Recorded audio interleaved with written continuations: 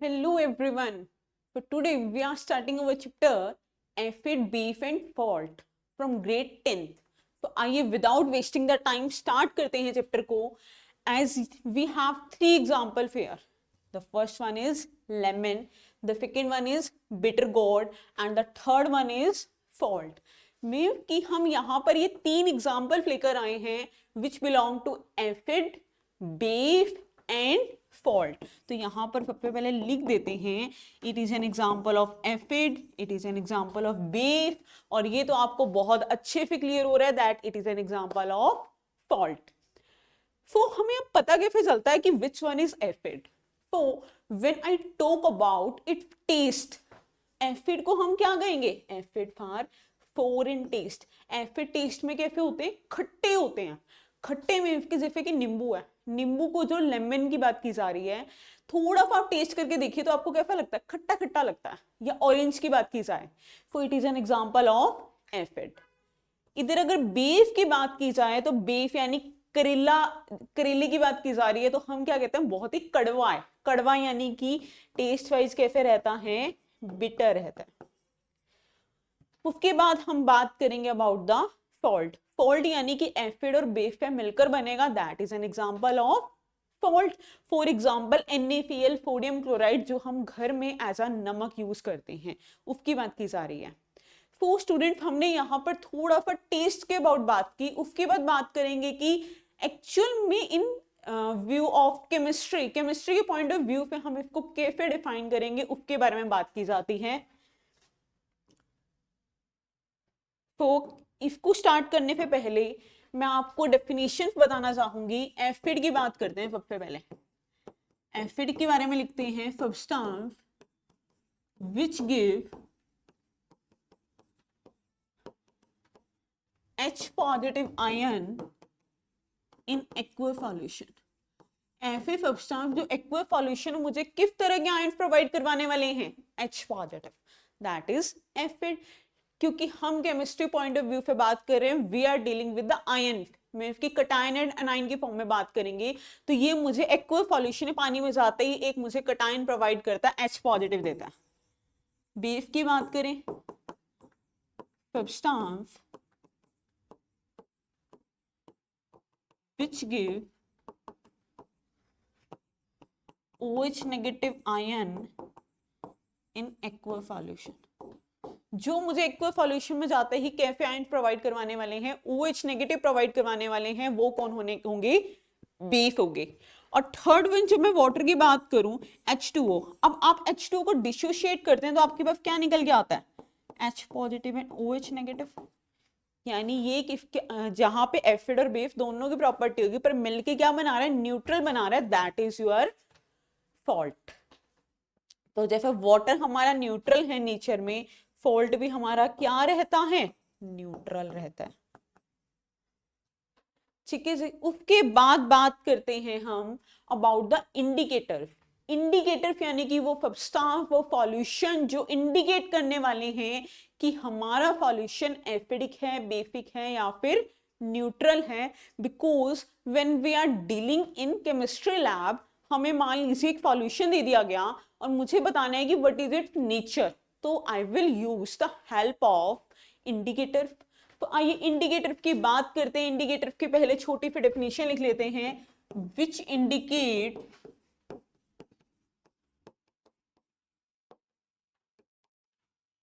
The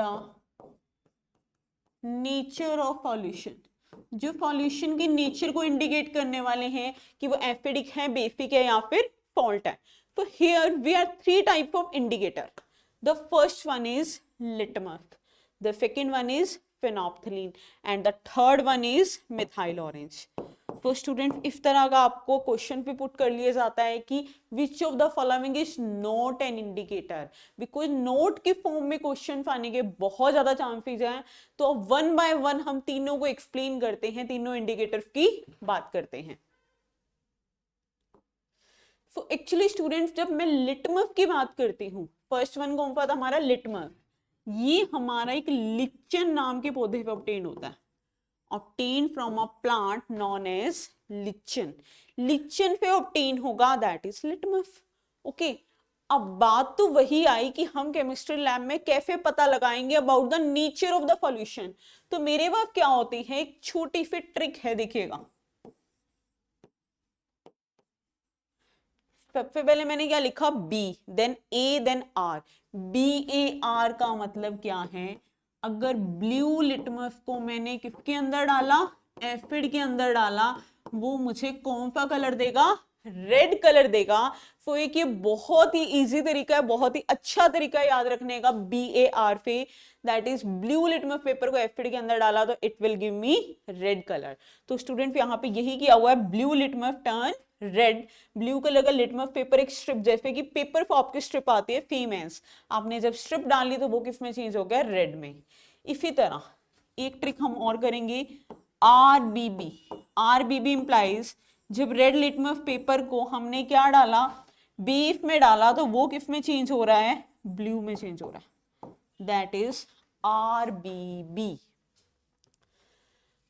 अब students के mind में बहुत से क्वेश्चन आ रहे होंगे कि मैम ब्लू को ही क्यों डालना है एसिड के अंदर, अगर रेड को एसिड के अंदर डालें तो क्या होगा।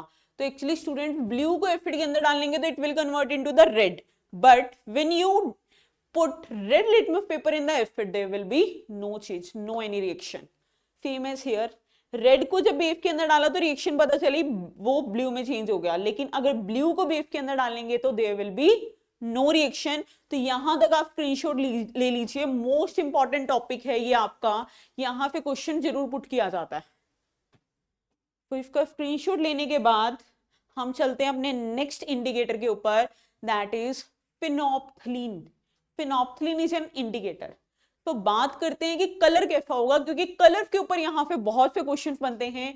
तो जैसे यहाँ पर मैंने बात की, देखिए फिनोप्थलीन क्या होगा, जब हम एसिडिक सॉल्यूशन के अंदर डालेंगे तो इट इज कलरलेस, लेकिन जब मैंने इसको क्या डाला, बेसिक सॉल्यूशन के अंदर डाला, तो it will change into the pink colour. ये कौन सा कलर ऑब्टेन करेगा, it will acquire the pink colour. तो हमें क्या करना है, इस तरीके से इनके कलर्स को याद रखना है। यहाँ कलर्स के क्वेश्चन आएंगे कि what will be the colour of phenolphthalein when it is put in the alkali, या what will be the color of phenolphthalein when it is put in an acid। तो क्या कलर रहने वाला है, acid में तो रहेगा ये हमारा कलरलेस, यहाँ लिख लेते हैं, और बेस में किस टाइप का कलर है, बेस में रहेगा ये पिंक कलर का। तो इसका स्क्रीनशॉट ले लीजिए, नेक्स्ट की तरफ चलते हैं। अब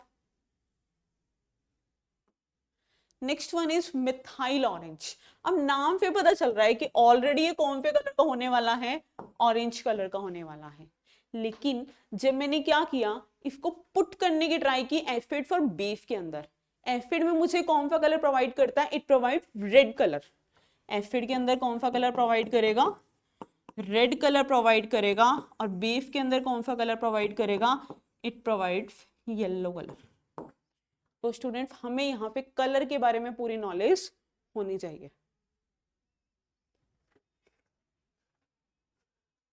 इसका स्क्रीनशॉट ले लीजिए, चैप्टर को आगे प्रोसीड करते हैं। ओके, उसके बाद बात की जाती है पीएच। सबसे पहले स्टूडेंट्स आपको पता होना चाहिए what do mean by the term pH. PH actual में होता क्या है, पीएच की फुल फॉर्म क्या है।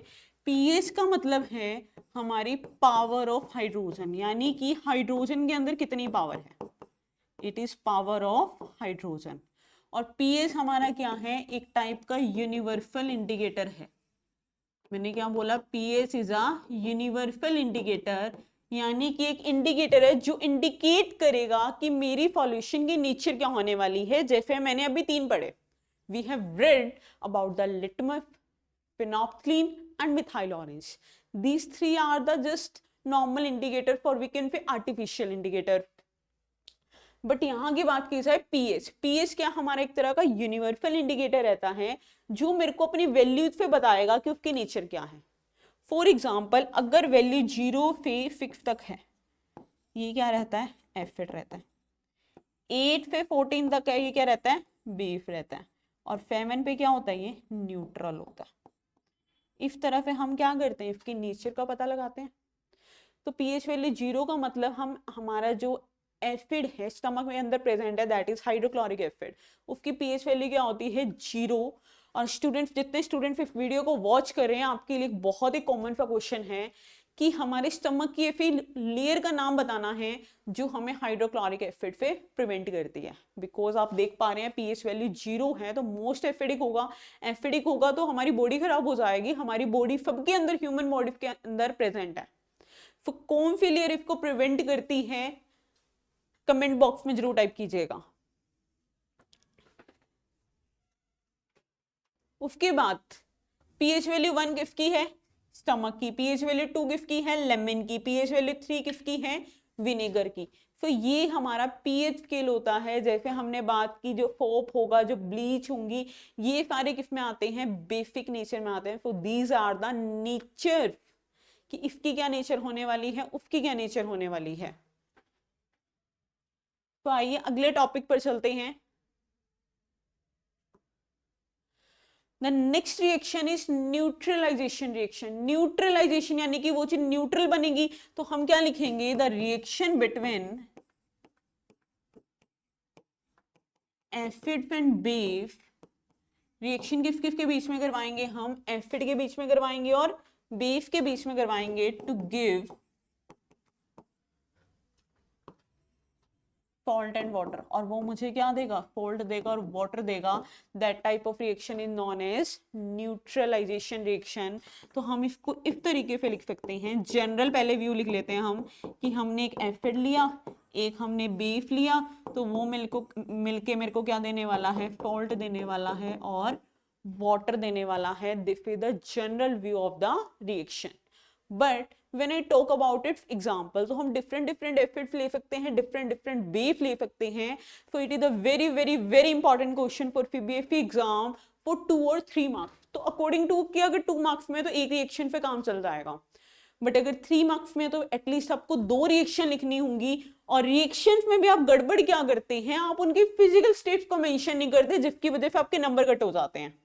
फॉर एग्जाम्पल HCl ले रही हूं मैं, HCl क्या होगा, हमारा लिक्विड स्टेट में होगा। मतलब फिजिकल स्टेट को मेंशन करना बहुत जरूरी है यहाँ पर। एसिड लिया, बेस हम ले रहे हैं NaOH, एक्वस फॉर्म में लिख देते हैं ये। अब मिलके ये क्या बनाने वाला है, वाटर तो रिलीज करेगा, वो बात तो हमें पता है। यहाँ पे Na और यहाँ पे Cl, तो NaCl प्लस वाटर इस तरीके से आ जाएगा। लेकिन अगर हम बात करें HCl की जगह मैं ले लेती हूँ H2SO4, डिफरेंट भी तो ले सकते हैं, जरूरी थोड़ा ना वही सेम एसिड बार बार रिपीट करेंगे। तो you must create different example. H2SO4 की बात की, बेस मान लीजिए हम KOH ले रहे हैं, मिलके क्या करेगा, वाटर को बाहर निकाल लेगा और साथ में क्या होगा, K2SO4 हमारा सॉल्ट बनाएगा, like this. So this is a basic example of neutralization reaction। बहुत ज्यादा एग्जाम्स में पुट किया जाता है इस टॉपिक पे हमारा क्वेश्चन।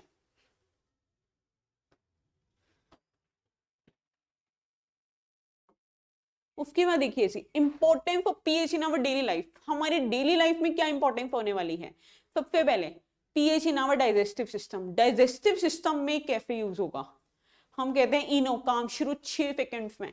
इनो एक्चुअल करता क्या है, इनो का वर्क क्या है, न्यूट्रलाइजेशन रिएक्शन करना। हमारी बॉडी के अंदर क्या प्रेजेंट है, एसिड। अब कभी हम बाहर का खाना खा ले, बर्गर चाउमीन बहुत ज्यादा हमने कंज्यूम कर ली, या कईयों की इम्यूनिटी पे डिपेंड करता है कि बाहर का थोड़ा सा भी खाना खा लिया तो एसिडिटी हो जाती है बॉडी के अंदर। तो बॉडी के अंदर पहुंच हो चुकी है एसिडिटी, हम क्या करेंगे, इनो लेते हैं। इनो के अंदर क्या प्रेजेंट है, बेस प्रेजेंट है, और वो मिलके क्या बनाता है, सॉल्ट एंड वाटर। तो सॉल्ट तो हमारी बॉडी में यूज हो जाता है and water in the form of urine बाहर निकल जाता है। यानी it is the importance of pH in our daily life. और यहाँ पे आपको ये क्वेश्चन भी पता होना चाहिए कि why we use Eno for acidity, ताकि न्यूट्रलाइजेशन रिएक्शन हो सके। The next application is pH change at the cause of tooth decay। अगर pH का चेंज होता है तो टूथ डिके हो जाता है या दांत खराब हो जाते हैं। मीन्स कि ये एडवाइस दी जाती है कि रात को कभी भी चॉकलेट फिर टॉफीज खाकर नहीं सोना चाहिए। अगर आप खा रहे हैं, कुछ मीठा खा रहे हैं, तो फिर ब्रश करके सोएं या कुल्ला करके, मीन्स कि उसको वॉश करके सोएं। ऐसा क्यों होता है, द रीजन इज हमारे जो टूथ के है, टूथ की पर्टिकुलर पीएच वैल्यू होती है। अब पर्टिकुलर पीएच वैल्यू पे जब आप क्या कर रहे हैं, कुछ भी मीठा खा रहे हैं, मीठा खा रहे हैं मीन्स कि लैक्टिक एसिड की बात कर रहे हैं कि अब माउथ के अंदर बहुत ज्यादा लैक्टिक एसिड हो चुका है। अब लैक्टिक एसिड क्या करेगा, टूथ डिके करेगा, इसलिए तो हम मॉर्निंग में उठते ही क्या करते हैं, पेस्ट करते हैं। And the paste contain beef. तो जैसे ही हमारी बॉडी के अंदर जो भी लैक्टिक एसिड हमने फुल डे में कंज्यूम किया वो बीफ के साथ क्या हो जाता है, न्यूट्रलाइज हो जाता है, और वहां पे न्यूट्रलाइजेशन रिएक्शन होने की वजह से हमें टूथ डिके नहीं होता। और जिन स्टूडेंट्स या जितने पर्सन्स के दांत खराब हो चुके हैं उन्हें एडवाइस दी जाती है कि और दांत ना खराब हो तो इसीलिए एटलीस्ट 2 टाइम्स दिन में ब्रश कीजिए ताकि न्यूट्रलाइजेशन रिएक्शन हो सके। यही मेन लॉजिक है इसके पीछे, ताकि न्यूट्रलाइजेशन रिएक्शन हो सके और कोई भी डिके ना हो। The next one is self defence bye animal and plant. तो हम बात करते हैं, मान लीजिए हमें भीरड़ ने काटा है, वेस्ट की बात करते हैं। भीरड़ काटने पे ये इंडियन फैमिली का लॉजिक है कि उसके ऊपर आप पिकल अचार लगा लीजिए, बट ऐसा क्यों होता है, रीजन जान लीजिए। जो वेस्प है, वेस्प क्या करती है, वेस्प की बात ले लीजिए या कोई भी कीड़ी की बात ले लीजिए, आंट जब कीड़ी काटती है तो क्या हो जाता है, धप्पड़ टाइप पड़ जाते हैं, निशान हो जाते हैं, लाइक एलर्जी टाइप हमें अपीयर होता है। तो एक्चुअली इसके अंदर क्या होता है, फॉर्मिक एसिड प्रेजेंट होता है। तो आपको ये बात पता होनी चाहिए, आंट के अंदर या वेस्ट के अंदर कौन सा एसिड प्रेजेंट है, इट कंटेन फॉर्मिक एसिड। और फॉर्मिक एसिड होने की वजह से अब हम क्या करते हैं, उसके ऊपर पिक्कल लगाते हैं या कई लोग कोलगेट लगाते हैं। द रीजन इज कि कोलगेट की बात कर लीजिए या पिक्कल की बात कर लीजिए, बोथ कंटेन बेस। तो एसिड और बेस मिलकर क्या करते हैं, न्यूट्रलाइजेशन रिएक्शन को प्रोसीड करते हैं। तो इस तरीके से आपके न्यूट्रलाइजेशन रिएक्शन हो जाती है। नेक्स्ट पर चलते हैं। The next topic is washing फोडा। वॉशिंग फोडा के बारे में आप क्या जानते हैं, फोडा की बात की जाए, फोडा यानी कि नेचर क्या होगी इसकी, बेसिक नेचर होगी। वॉशिंग फोडा यानी कि पीएच वैल्यू क्या होने वाली है, इसकी ग्रेटर देन 7 होने वाली है, तब भी तो ये बेस की कैटेगरी में फॉल हुआ है। तो स्टूडेंट्स ध्यान रखना, कहीं पे भी वर्ड आ गया फोडा यानी कि वो बेसिक सॉल्यूशन की बात की जा रही है, इतना आपको क्लियर हो जाना चाहिए। और बेसिक है तो पीएच वैल्यू क्या होगी, ग्रेटर देन 7 होगी। तो बात कर लेते हैं इसकी केमिकल फॉर्मूला की, इसका क्या केमिकल फॉर्मूला होने वाला है। तो इसका केमिकल फॉर्मूला होगा Na2CO3 10H2। क्या है, Na2CO3 10H2। मीन्स कि हम इसको इस तरीके से लिख सकते हैं, sodium carbonate decahydrate. Sodium carbonate decahydrate, sodium यानी Na की बात की जा रही है, CO3 से कार्बोनेट, डेका किसके लिए यूज किया गया, 10 के लिए, और हाइड्रेट यानी कि वाटर मॉलिक्यूल की बात की जा रही है। So it is your washing soda. और अगर आप यहाँ पे वाटर मॉलिक्यूल को रिमूव कर देते हैं, मान लीजिए मैं इसकी बात कर रही हूँ Na2CO3, it is known as soda ash, it is known as soda ash. तो ये 1 मार्क्स का क्वेश्चन कई बार आ जाता है कि वॉशिंग सोडा का केमिकल फॉर्मूला बताइए, केमिकल नेम बताइए, ये सोडा ऐश के बारे में भी पूछ लिया जाता है। उसके बाद बात करते हैं जी इसके यूजेस, ये कहां कहां यूज किया जाता है। तो फर्स्ट वन आप देख पा रहे हैं, जितने भी ग्लास होते हैं, बिल्डिंग्स में ग्लास लगे हैं, घर में लगे हैं, जितने भी ग्लास होंगे, ग्लास की मैन्युफैक्चरिंग के लिए क्या काम आएगा, वॉशिंग सोडा।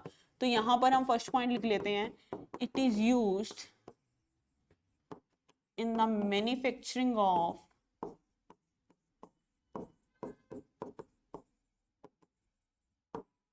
ग्लास। ग्लास की मैन्युफैक्चरिंग में ये यूज किया जाता है। उसके बाद जी सेकेंड पॉइंट की बात करते हैं, सेकेंड पॉइंट क्या होगा और कहाँ यूज होगा, इसको हम लिखेंगे द मोस्ट इंपॉर्टेंट पॉइंट, जो एग्जाम में बहुत ज्यादा 1 मार्क्स में पुट किया जाता है, ध्यान रखिएगा, टू रिमूव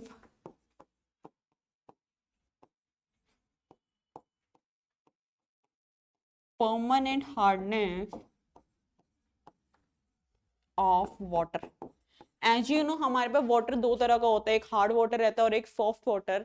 तो ये परमानेंट हार्डनेस को रिमूव करने के लिए यूज किया जाता है, to remove the permanent hardness of water.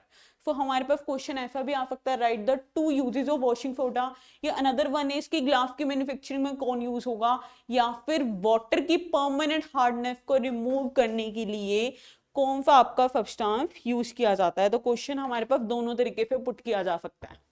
तो यहां तक नोट कर लीजिए। इसके बाद हम नेक्स्ट टॉपिक पर चलते हैं। The next topic is baking soda. Again soda word साथ में जुड़ गया, तो यानी कि यहाँ पे पता चलता है मुझे ये क्या होगा, बेसिक सॉल्यूशन होगा, और इसकी पीएच वैल्यू क्या होने वाली है, ग्रेटर देन 7 होने वाली है। और इसके केमिकल फॉर्मूले की बात की जाए या केमिकल नेम की बात की जाए, देखिएगा केमिकल फॉर्मूला क्या रहता है इसका, NaHCO3 मीन्स की सोडियम हाइड्रोजन कार्बोनेट, और we can say it by another name, that is sodium bicarbonate। तो देखिएगा एक बार रिपीट कर लेते हैं सारी इंफॉर्मेशन को। बेकिंग सोडा, सोडा नाम से पता चल रहा है नेचर वाइज क्या रहने वाला है, बेसिक रहने वाला है, और पीएच वैल्यू क्या होगी, 7 पे एक्सीड करेगी। और केमिकल फॉर्मूले की बात की जाए तो इट इज NaHCO3, और केमिकल नेम की बात की जाए तो it can be written as और it can be speaked as sodium hydrogen carbonate और सोडियम बाइकार्बोनेट। अब बात करते हैं इसकी यूजेस की कि हमारी डेली लाइफ में इसका क्या यूज होने वाला है। हाँ जी, तो हम बात करते हैं पकौड़ाज की। बहुत ही क्रिस्पी पकौड़ाज घर पे बनाते हैं हम, या पेस्ट्री केक वगैरह हम लोग बनाते हैं, उसमें क्या यूज होता है, बेकिंग सोडा का यूज होता है। तो देखिएगा हम यहां पर लिखते हैं it is used to make crispy pakodas, या तो पकोड़े में, ताकि वो पकोड़े क्या हो, फूले फूले बनते हैं। वरना हम क्या करते हैं, मान लीजिए केक की बात कर रहे हैं, इडली की बात कर रहे हैं, या ढोकला की बात कर रहे हैं, तो हम क्या करेंगे उसमें थोड़ा सा इनो ऐड करते हैं, या फिर हम क्या ऐड करते हैं, बेकिंग सोडा। बात तो ये कि दोनों के अंदर बेस है। द रीजन इज कि वहां पे वो क्या करेगा, उसको फुलावट देगा, प्लफीनेस देगा। तो हम सेकंड पॉइंट लिखते हैं it is used for making cakes fluffy.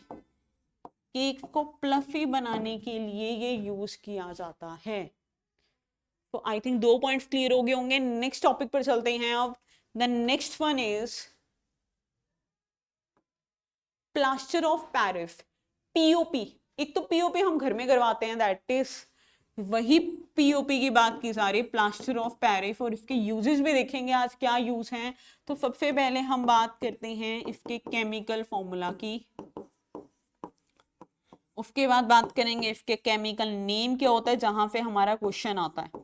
तो हर टॉपिक का हमें केमिकल फॉर्मूला, केमिकल नेम और यूजेस के बारे में इंफॉर्मेशन होनी चाहिए। तो केमिकल फॉर्मूला की बात की, it is calcium sulphate ½ H2। उसके बाद केमिकल नेम की बात की जाती है, तो केमिकल नेम हम क्या लिखेंगे, कैल्शियम सल्फेट।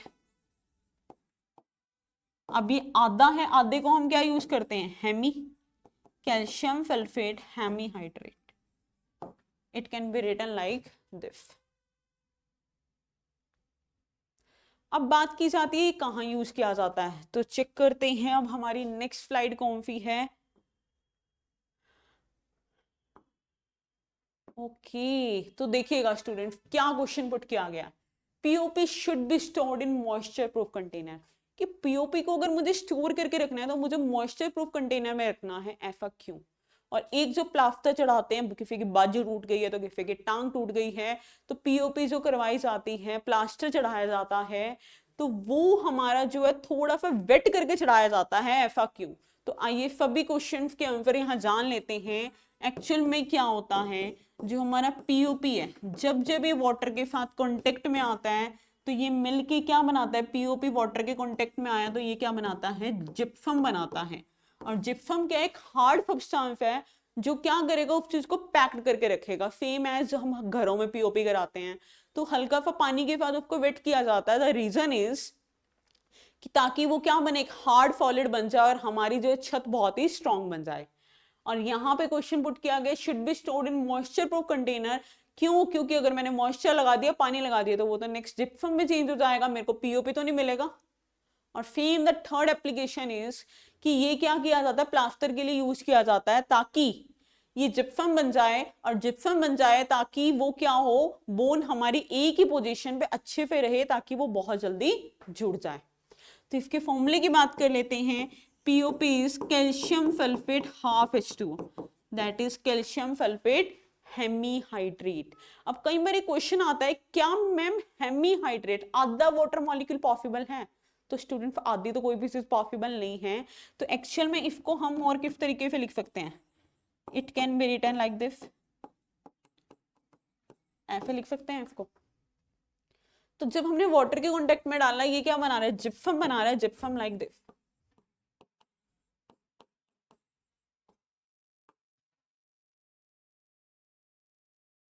तो ये मेन रीजन रहता है। आइए लास्ट टॉपिक पर चलते हैं, that is bleaching powder.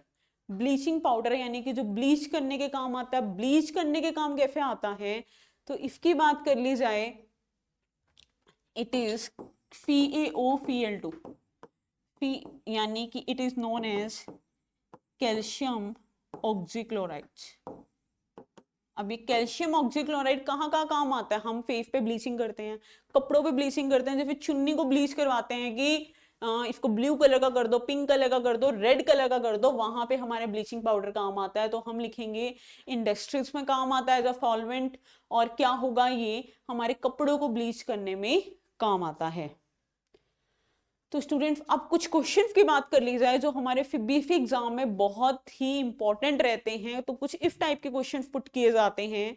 The first one is why do acids not show acidic behaviour in the absence of water, कि वाटर की एब्सेंस में तो एसिडिक बिहेवियर यानी H पॉजिटिव को लूज नहीं करते, लेकिन जैसे ही वाटर आता है वो H पॉजिटिव को लूज कर देते हैं। तो रीजन की बात करते हैं, बिकॉज इन वाटर में ऐसा क्या होता है, वाटर में क्या करता है वो एसिड एक्चुअली डिसोशिएट, कि वाटर के प्रेजेंस में एक्चुअली वो क्या करता है, डिसोशिएट करता है। But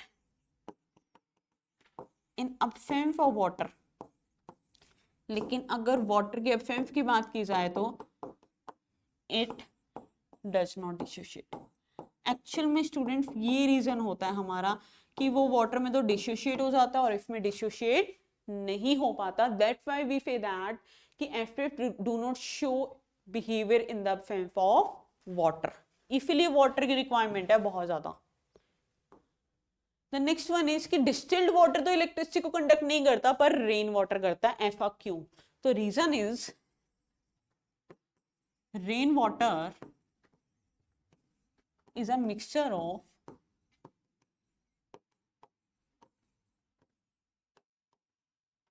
several fault। Rain water में क्या होता है, बहुत सारे फॉल्ट के मिक्सचर होते हैं। But distilled water is a pure form. Distilled water क्या होता है, हमारी प्योर फॉर्म होती है।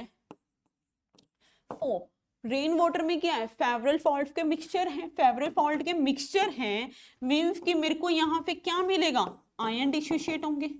और जब मेरे यहाँ पे आयन डिसोशिएट होंगे, आयन डिसोशिएट होने का मतलब क्या है कि वहां पे वो क्या होगा, मोशन होगा चार्जेस का। अब चार्जेस का मोशन होगा तो ऑब्वियसली वो क्या करेगा, इलेक्ट्रिसिटी को कंडक्ट करेगा। So actually students this is the main reason। So video को लाइक सब्सक्राइब जरूर कीजिएगा, और जो भी आपके डाउट रहेंगे, क्वेरीज रहेंगी, प्लीज कमेंट बॉक्स में टाइप कीजिएगा। Thank you so much.